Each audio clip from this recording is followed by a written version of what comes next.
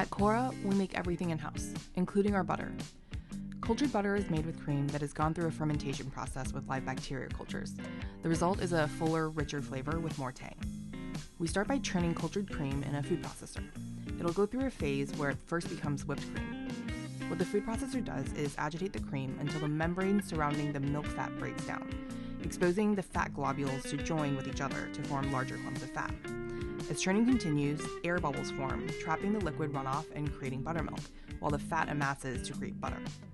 Now that the cultured cream has fully separated, we'll strain the buttermilk from the butter and really give it some muscle to make sure all of the liquid is removed from that super valuable cultured butter we just made.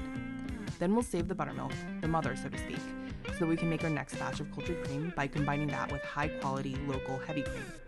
Give it a good mix, cover, and let it hang out. 3 days later, it'll have turned thicker and richer just like the cultured cream we used for today's butter, and it'll be ready to go to become our next batch of cultured butter. Okay, back to our butter. We're running our newly churned butter under ice cold water to make sure we remove any last remaining buttermilk. Buttermilk that sticks around can cause the butter to spoil faster.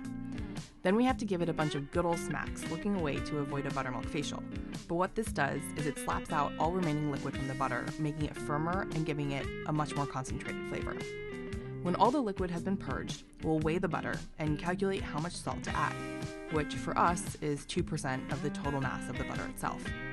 Give it a really thorough knead, making sure not to miss any of the salt so that it's fully seasoned, and then we'll pack it up in a container, label it, and hand it off to our pastry chef Janice for service.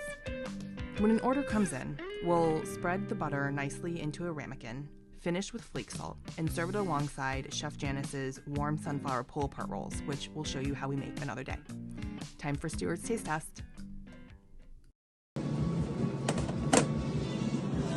So much butter too. It's not enough butter. That's the exact right.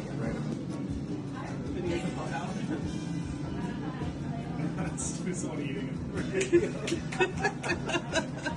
Good job, chefs. Yeah. Was it a wine? Not enough butter though. Right. I'm a butter freak. Yeah.